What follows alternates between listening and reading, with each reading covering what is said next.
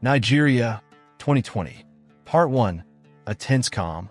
The village of Ikuru lay quietly nestled between vast, dry plains and distant hills that stretched into the horizon. It was the kind of place where life moved slowly, where every person knew one another by name, and where tradition held deep roots. Small mud brick huts lined the narrow, dusty paths, their thatched roofs worn by years of sun and rain.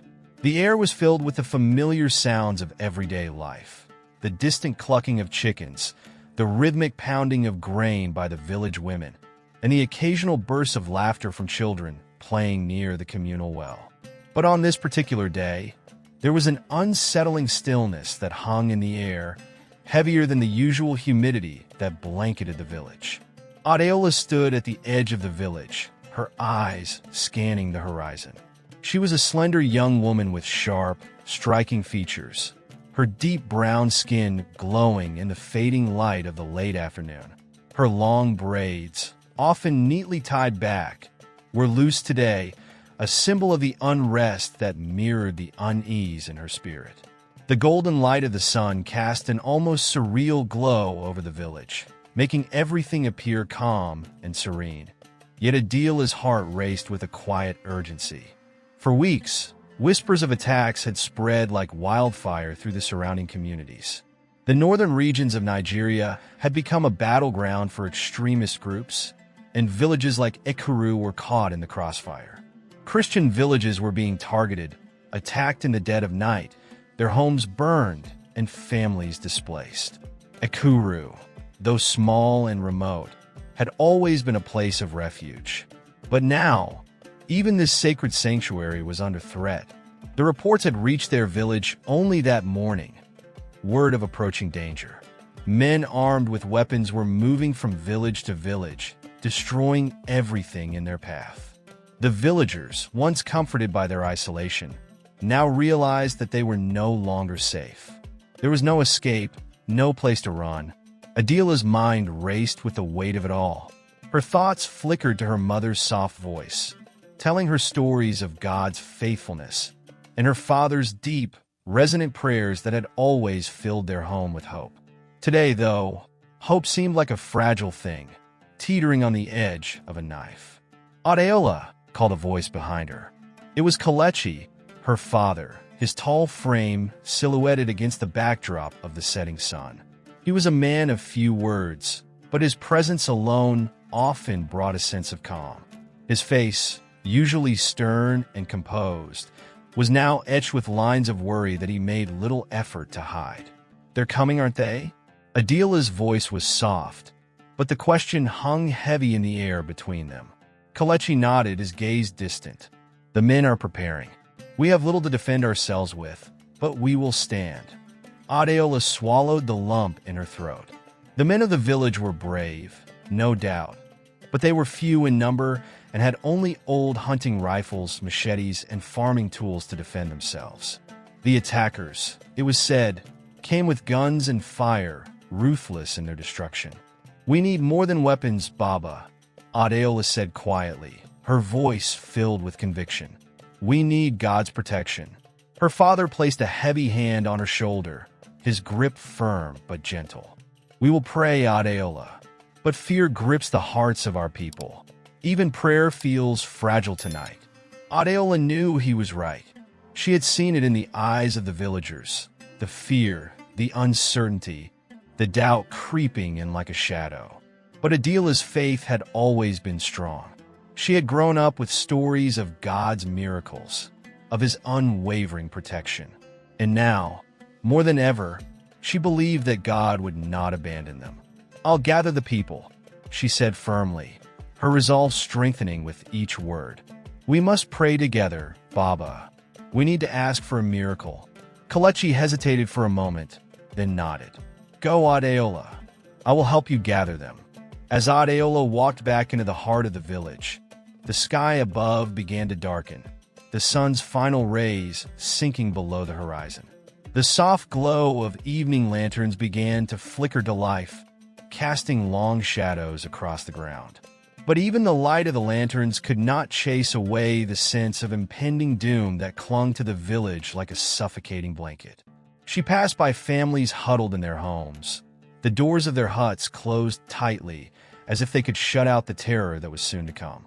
Mothers clutched their children close, their faces etched with fear, while the older men stood outside, their hands gripping weapons they knew were inadequate. The tension was palpable, thick in the air, weighing down on every soul in the village. Adeola made her way to the village square, where the old church stood, a simple structure of mud brick walls and a thatched roof, but a place of immense spiritual significance to the community. It had been the heart of their village, where weddings were celebrated, funerals were mourned, and every Sunday, voices rose in song and prayer. But tonight it felt different. Tonight it felt like a last refuge. As she entered the church, Adeola's eyes swept over the small group of villagers already gathered inside. Their faces were pale, their eyes wide with fear. Even Pastor Samuel, the old man who had always been a pillar of strength for the community, sat with his head bowed, his hands clasped tightly in prayer. His once strong voice was reduced to a mere whisper, a man struggling to find words in the face of unspeakable terror. Adeola took a deep breath, her heart pounding in her chest. She felt the weight of their fear, their desperation, and she knew that in this moment, they needed more than just her words. They needed her faith. Stepping forward, she raised her voice, clear and strong, cutting through the thick silence that had settled over the room. "Everyone," she began, her voice steady, though her heart trembled, "we must not give in to fear. God has never abandoned us, and He will not abandon us now, but we must call on Him together. We must pray with all our hearts and trust that He will protect us." There was a murmur of agreement, though it was faint. Some nodded, others simply looked at her with uncertainty. But Adeola pressed on. She knew that their only hope lay in unity, in prayer, and in the unwavering belief that God would not forsake them. She knelt on the hard dirt floor, and slowly, one by one, the villagers followed her lead, their knees pressing into the earth. The cool night air began to seep through the cracks in the walls, and the flickering lanterns cast soft, dancing shadows across their bowed heads. Adeola's voice rose in prayer, strong and filled with conviction, even as the sounds of the approaching enemy began to echo faintly in the distance. "Father in heaven," she prayed, her voice carrying through the small church, "we come before you, your children, afraid but full of faith. We ask for your protection, Lord. Guard our village, protect our families, and show us your mercy. Shine your light in this darkness. O God, be our shield, be our salvation." Outside, the wind began to pick up, carrying with it the faint scent of smoke. Part 2. The storm draws near. The sun had fully set by the time Adeola rose from her prayer, her knees aching from the hard dirt floor. The light inside the church was dim, save for the soft, flickering glow of the lanterns hung along the walls. Outside, the sky had turned a deep indigo, with only a sliver of the moon casting a faint light across the village. The cool air of the night carried a strange stillness, as if the entire world was holding its breath, waiting for something inevitable and dreadful to arrive. The church had filled during the brief time she had been praying, the pews crowded with families, their faces pale with fear. The once vibrant village now seemed like a ghost of its former self. Mothers sat clutching their children close, whispering prayers of their own, while fathers stood at the back of the church, peering out of the windows, watching for any sign of movement in the distance. The sounds of children crying softly filled the air, their innocence unable to understand the magnitude of the danger creeping closer. Pastor Samuel, the village's spiritual leader for decades, stood at the front of the room, but his usual commanding presence seemed diminished tonight. His old hands trembled slightly as he gripped the edge of the wooden pulpit. Though his heart was still filled with faith, the weight of his years and the weariness of facing yet another wave of terror had begun to show in his hunched shoulders and tired eyes. Adeola made her way to the front, her steps slow and deliberate. She could feel the eyes of the congregation on her, expectant, desperate even. She was young, but tonight, she was more than just a daughter of a crew. She was a symbol of their hope. Her unwavering belief in God's protection had become the lifeline that many in the village clung to. Pastor Samuel cleared his throat, his voice rasping as he addressed the crowd. "We are gathered here tonight, not just as a village, but as a family. We must pray that God will protect us, just as he has before." His voice cracked, and he paused, glancing at Adeola, silently asking for her strength to carry them through. She nodded gently, and as if on cue, the murmur of the crowd quieted. She stepped beside him, her heart pounding, but her resolve as strong as ever. "Tonight, we face a storm," Adeola began, her voice clear and steady despite the fear swirling in her chest. "But we do not face it alone.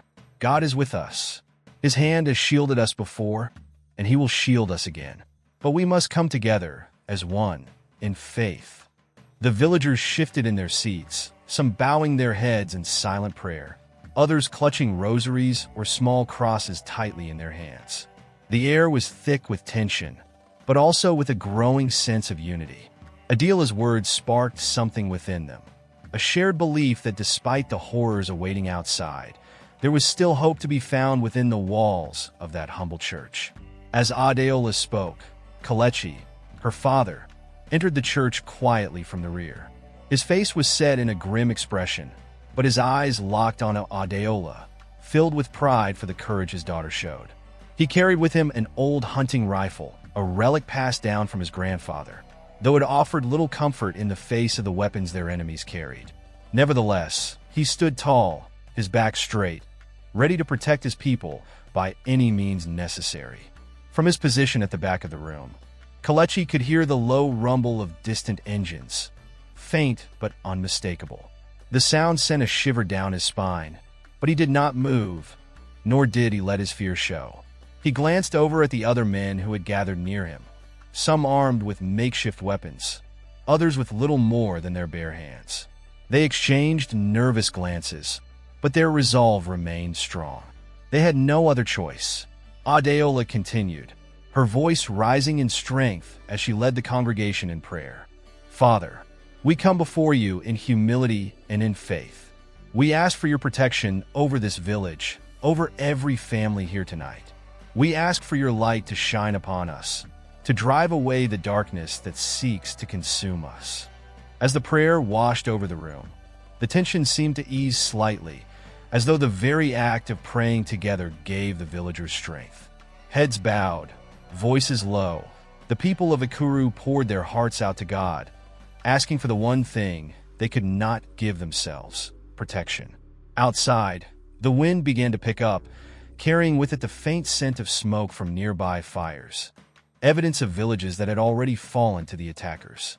The rumble of engines grew louder, the sound of impending doom creeping ever closer. Kelechi shifted his weight as he glanced through the small window beside him.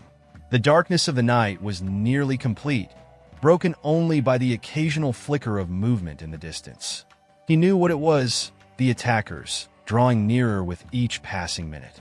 His grip tightened on the rifle, though he knew deep down it was little more than a token gesture of defense. Inside the church, Pastor Samuel raised his hands, calling for the villagers to stand. "We will sing," he declared, his voice filled with a kind of desperate determination. "We will lift our voices to the Lord." The congregation hesitated at first, but slowly, one by one, they rose to their feet. Their voices began to rise in song, a hymn that had been sung in that village for generations. It was a simple melody, but tonight it felt like a battle cry, a cry for mercy, for protection, for deliverance. Adela's voice joined the others, strong and unwavering. The sound of their singing echoed through the small church, spilling out into the night, a testament to their faith in the face of certain danger. It was a song of hope, of defiance against the forces that sought to destroy them. Outside, the engines roared closer, the first distant lights of the attackers' vehicles appearing on the horizon. But inside, the villagers sang louder, their voices rising to meet the darkness head-on. Adeola closed her eyes as she sang, her heart pounding in rhythm with the hymn. She felt the fear, yes, but more than that, she felt a peace that could only come from God. She knew that whatever happened that night, they would not face it alone. God was with them. The final notes of the hymn hung in the air as the rumble of engines grew louder, now just outside the village. The villagers stood together, waiting, their breath caught in their throats, their faith hanging by a thread but holding firm nonetheless. Adeola opened her eyes and looked around the room. There was fear, yes, but there was also a strength that could not be easily broken. She nodded to her father, who stood ready at the back of the church. "Whatever happens," she whispered to herself, "God is with us." The storm was upon them, but they stood, united in faith, waiting for what would come next. Part 3. The Approach of Darkness. The darkness of the night pressed in like a weight upon the village. Outside the small church, the landscape lay in shadow, the only light coming from the dim glow of the lanterns within. The silence that had once felt oppressive now buzzed with the distant sound of approaching engines, each rumble a reminder that the storm was closing in. At the edge of the village, a few men stood armed with what little they had, old hunting rifles, machetes worn from years of farm work, and wooden clubs. Their faces were tense, their eyes fixed on the horizon where the faint flicker of headlights could be seen through the trees. Fear was thick in the air, but beneath that fear was a layer of determination, born from the knowledge that they were fighting for their families, their homes, and their lives. Kelechi stood among them, his hands gripping the barrel of the old rifle his father had passed down to him. The metal was cool beneath his fingers, but his palms were damp with sweat. He could feel his heart pounding in his chest, each beat echoing like a drum. He knew they were outnumbered and outgunned, but that knowledge did nothing to diminish the fierce resolve that burned within him. The sound of engines grew louder, reverberating through the air like the low growl of a predator stalking its prey. Kelechi glanced around at the other men, their faces pale but determined. There was Bayo, a young man of barely 18, whose hands trembled as he held a machete he had sharpened earlier that day. There was Okon, a farmer with strong hands but eyes that betrayed his fear, gripping a wooden club with knuckles white from the strain. None of them were soldiers, but tonight they would stand as warriors. Behind them, the village lay still. The families, the elderly, and the children were gathered in the church, praying for a miracle. Kelechi could feel the weight of their prayers, like a force pressing against his back, urging him to hold the line, to protect what mattered most. The headlights grew brighter, the hum of the engines now a roar that filled the night. Kelechi took a deep breath, steadying his nerves. His thoughts flickered to Adeola, to her unwavering faith, and to the strength she had shown as she led the village in prayer. He whispered a silent prayer of his own, asking God for the strength to protect his people, for the courage to face what was coming. Suddenly, the rumbling of the engines ceased. The silence that followed was deafening, as if the very earth itself held its breath. The men exchanged nervous glances, their weapons held at the ready. They could see the shadows of figures moving through the trees, their forms shifting in the dim light of the moon. The attackers were here. Kelechi could hear his pulse pounding in his ears as he raised the rifle to his shoulder, squinting into the darkness. He could make out the shapes of vehicles, trucks, motorcycles, their headlights extinguished to blend into the night. The figures moved with purpose, creeping closer, their footsteps barely audible over the rustling of leaves. It was like watching a wave of darkness rolling toward them, slow but unstoppable. One of the men beside Kelechi, a man named Tijani, who had once served as a soldier before settling in the village, gestured for silence.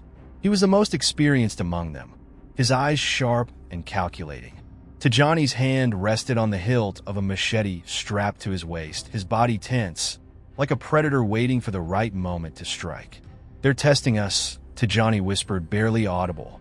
"Waiting to see if we'll run." Kelechi nodded, his grip tightening on the rifle. His body was rigid, every muscle coiled in anticipation. He knew that running wasn't an option. If they fled now, the attackers would have free reign over the village. And there was no place to run, no sanctuary beyond the trees, no fortress to hide behind. This village was their home, and tonight, they would defend it with everything they had. The figures crept closer, and Kelechi could see the glint of metal in their hands. Guns, machetes, weapons meant for killing. His heart raced, but he kept his breathing steady. There was no room for fear now, only action. Suddenly, a loud shout pierced the night, followed by the crack of gunfire. A shot rang out, and Kelechi flinched as the sound echoed across the village. One of the attackers had fired into the air, a warning, a show of power. The village men stiffened, but no one moved. Another shot rang out, and this time it struck the ground near Kelechi's feet, kicking up a spray of dirt. The attackers were close now, their shadows looming larger as they moved out of the cover of the trees. Kelechi could see their faces now. Men with hard eyes, dressed in dark clothing, their expressions filled with malice. There were too many of them. Tijani raised his hand, signaling to hold their ground. The men braced themselves, their eyes locked on the approaching threat. The attackers slowed their approach, fanning out as they neared the edge of the village. The silence stretched on, a tense moment where everything seemed to hang in the balance. Kelechi's heart pounded in his chest as he took aim, his finger hovering over the trigger of the rifle. He had never killed a man before, but tonight he knew that he might have to. The thought made his stomach churn, but he steeled himself. This was about survival. The leader of the attackers stepped forward, his face partially obscured by the darkness, but his voice rang out clear and cold. "Leave now, and we will spare your lives," he called out, his voice laced with cruel authority. "Stay, and you die." The words sent a shiver down Kelechi's spine, but he did not move. He could feel the eyes of the other men on him, waiting for his response, waiting for him to make the decision that would decide their fate. He tightened his grip on the rifle and took a deep breath. "We will not leave," Kelechi called back, his voice strong and unwavering. "This is our home." The leader of the attackers let out a low, mocking laugh, as if the answer had been expected. He raised his hand, signaling his men forward, and the wave of darkness began to surge toward the village. At that moment, Kelechi felt a deep calm settle over him. It was as if time had slowed, and in that brief, suspended moment, he felt the presence of something greater than himself. His mind flashed back to Adila's prayer, to the words she had spoken with such faith and conviction. He knew now that they were not alone. God was with them. As the attackers charged, Kelechi raised his rifle and fired. The crack of the shot echoed through the night, and the battle for the village began. Part 4. The Miracle of Light. The night seemed darker than ever as the attackers surged toward the village, their forms like shadows in the distance, moving swiftly and without hesitation. The men of the village, scattered around the perimeter, prepared for what they knew would be an impossible battle. The weight of inevitable destruction bore down on them, yet none moved from their positions. Kelechi, gripping his rifle with white-knuckled hands, stood at the ready, his breath shallow but controlled. Every second stretched out, a heartbeat of silence punctuated by the distant roar of the approaching engines and the echoing shouts of the attackers. Inside the church, the tension was palpable. The villagers, mothers, children, and the elderly, sat huddled together, their whispered prayers mingling with the quiet sobs of the frightened. The dim light of the lanterns flickered, casting long, wavering shadows across the walls, making the space feel smaller, more suffocating. Pastor Samuel stood at the front, his hands clasped together in prayer, his face creased with worry. He could hear the gunfire outside, the distant crack of shots, and the shouts of men preparing to face death. His voice was trembling now, not with fear, but with a deep, profound faith. Adeola knelt in the front row, her head bowed, hands clasped tightly together as if holding on to the last thread of hope. Her heart raced, the fear gnawing at her insides, but her faith was unshaken. She whispered words of prayer, her voice steady despite the panic all around her. "Lord," she whispered, "we are your children. We need your light now more than ever. Show us your mercy, protect us in this darkness, and let your light shine upon us." As her prayer continued, something within her shifted. It was as though a warmth, unlike anything she had ever felt, spread from her chest outward, calming the tremble in her hands and stilling the chaos in her mind. She opened her eyes, lifting her head to the night sky visible through the small windows of the church. And then, as if in response to her plea, the first hint of something miraculous began to unfold. Outside, the attackers moved closer, their footsteps now heavy on the ground as they neared the village borders. The rumble of engines ceased, and a low, menacing quiet settled over the land.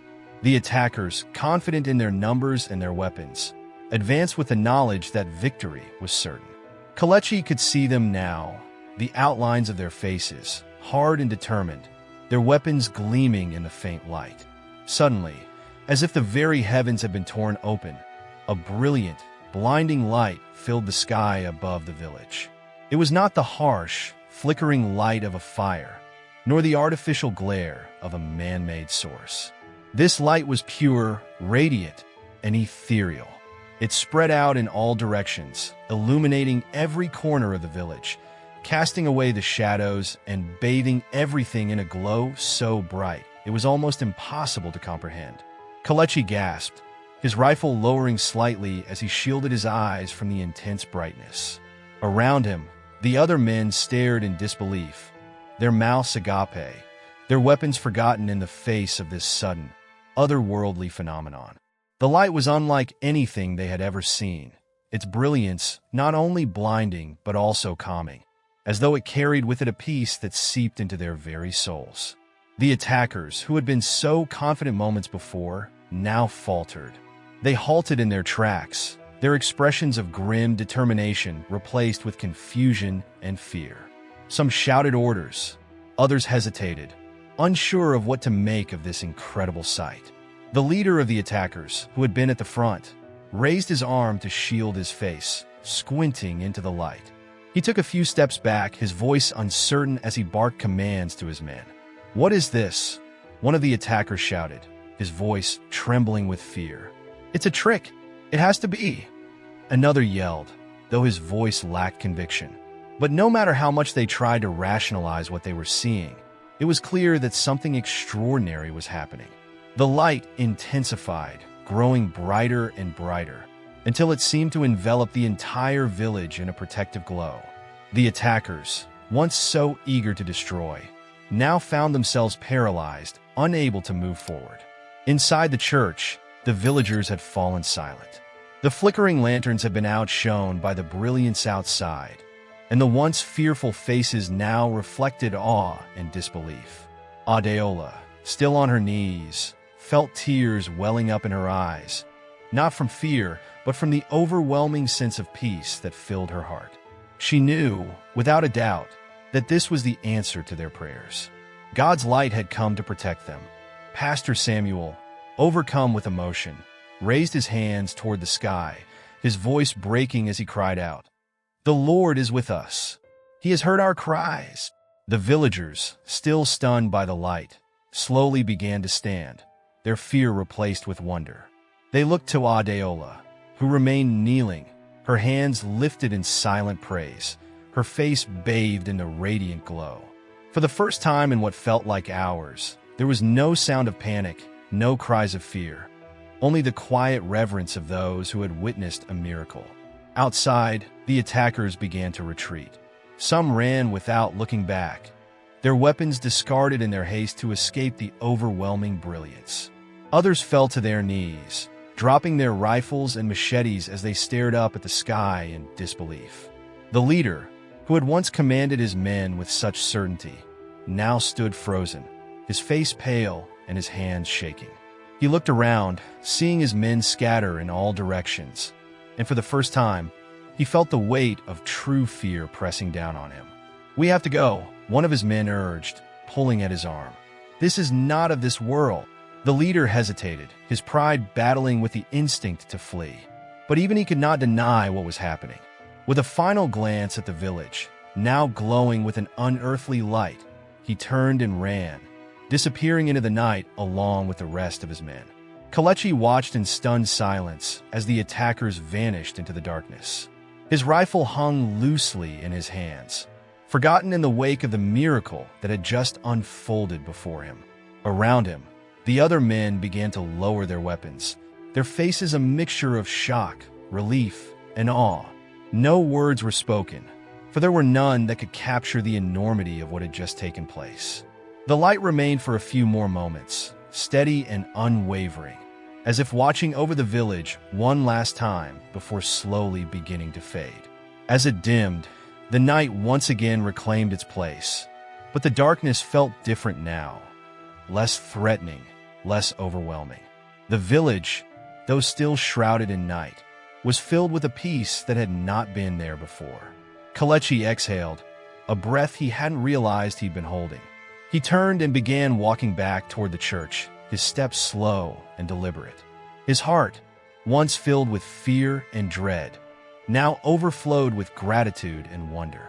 As he approached the entrance, he saw Adeola standing in the doorway, her face glowing with joy and relief. Their eyes met, and in that moment, no words were needed. They both knew this was a night they would never forget. Part 5. A community transformed. The first rays of dawn broke over the horizon, casting a soft golden light on the village of Ikuru. The familiar sounds of roosters crowing and birds chirping filled the air, but the village itself felt different. There was an unspoken reverence hanging in the atmosphere, a quiet acknowledgement of the divine intervention they had all witnessed the night before. The village had survived. The attackers had been driven away, not by force or violence, but by a miracle that none of them could explain. The villagers, who had huddled in fear within the church, now stood outside in the soft glow of the morning sun, looking around in disbelief. The houses and huts, the livestock pens and the crops, everything was untouched. Not a single building had been burned, not a single life had been taken. It was as if the destruction that had threatened them had never existed. Adeola stood in the center of the village, her eyes scanning the horizon where the light had once appeared. She felt a profound peace wash over her, a deep sense of gratitude that went beyond words. The weight of the fear and uncertainty that had consumed them was now gone, replaced with a faith so strong that she could feel it in every fiber of her being. She had always believed in God's protection, but now she had seen it with her own eyes. Around her, the villagers slowly gathered, their faces still reflecting the awe and wonder of what they had experienced. Kelechi, her father, was among them, his rifle slung over his shoulder. But now it was a mere afterthought. The need for weapons had passed, and now the only thing that filled the air was the quiet murmur of conversations, the whispered thanks to God for delivering them. Pastor Samuel, his weathered face lined with tears of joy, walked through the crowd with his hands raised toward the sky, giving thanks in a voice that trembled with emotion. God is good. His light has saved us. The villagers echoed his sentiment, their voices rising in a chorus of gratitude. Many of them knelt down where they stood, their hands clasped together in prayer, while others simply wept in relief.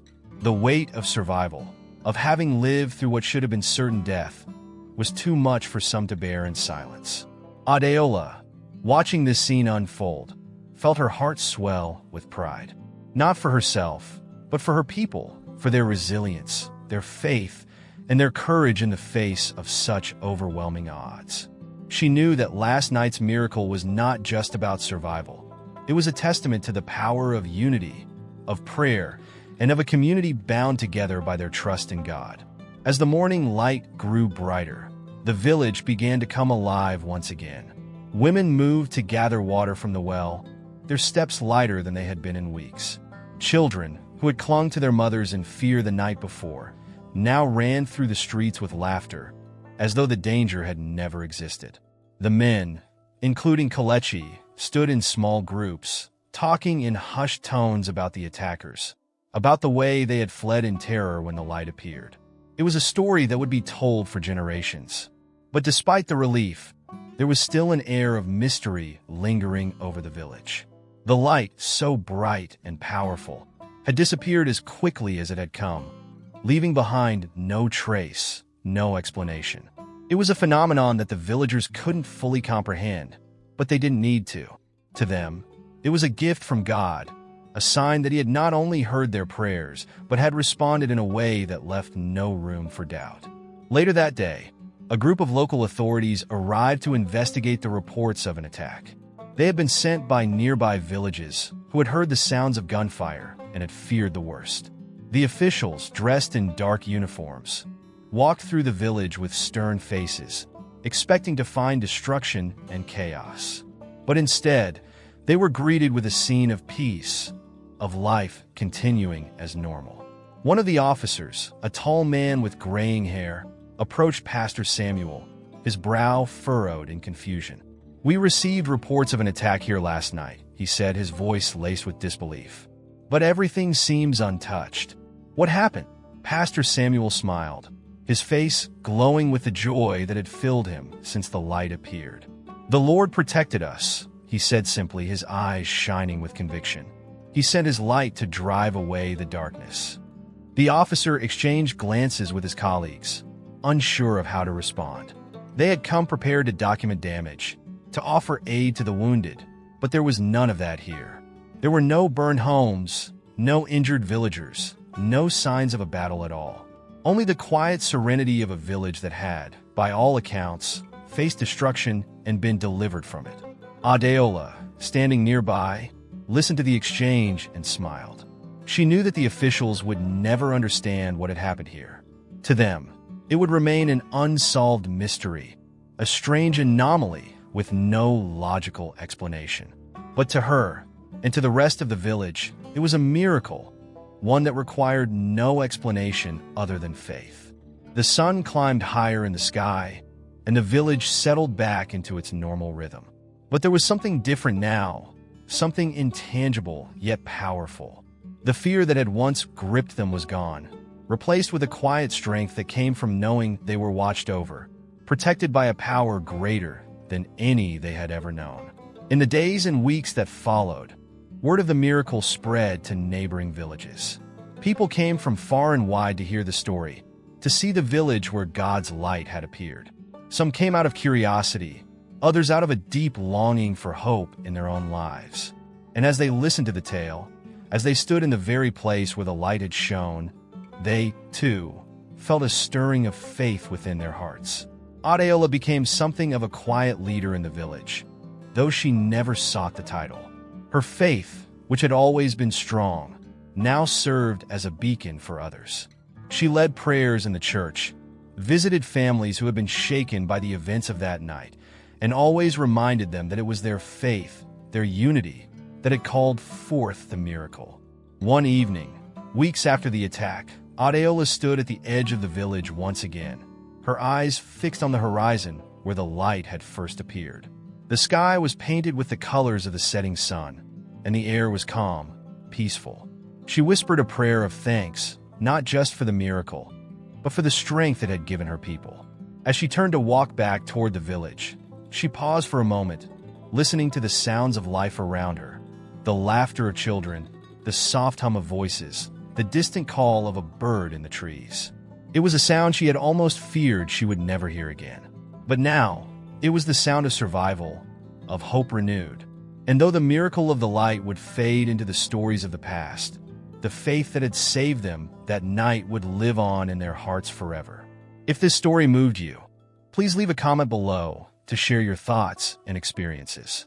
Thank you so much for watching, and as always, God bless you.